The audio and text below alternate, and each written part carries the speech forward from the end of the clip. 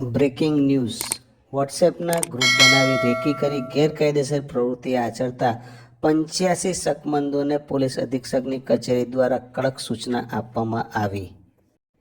છોટાઉદેપુર જિલ્લામાં ખાણ ખનીજ ખાતાના કર્મચારીઓ, પોલીસ, આરટીઓ તેમજ બીજા સરકારી વિભાગના અધિકારીઓ તથા સરકારી વાહનોના લોકેશન વોટ્સએપ ગ્રુપમાં શેર કરી ગેરકાયદેસર પ્રવૃત્તિ આચરતા ગ્રુપ તથા ઈસમો ઉપર વોચ રાખવાની તંત્રએ સૂચના આપેલી હતી, જે અનુસંધાને વોચ રાખવામાં આવી હતી।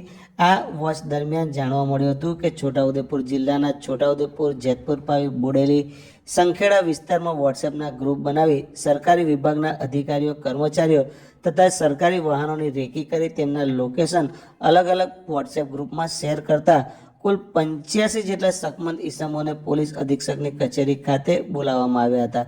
પોલીસ અધિક્ષક ઇમ્તિયાઝ શેખ નાઓ દ્વારા તેમજ પીએસઆઈ એમએચ જાદવ અને તેમની સમગ્ર એસઓજી ટીમને સાથે રાખી તમામ શખ્સોને આ કાયદા વિરુદ્ધની ગતિવિધિઓ નહીં કરવા માટેની કડક અને સ્પષ્ટ સમજ આપી હતી। આપણા વિસ્તારના નવા સમાચારો જાણવા માટે લોકલ લાલો યુટ્યુબ ચેનલને સબસ્ક્રાઈબ કરવાનું ભૂલતા નહીં, તેમજ સમાચારો શેર કરવાનું અને લાઈક કરવાનું પણ ભૂલતા નહીં।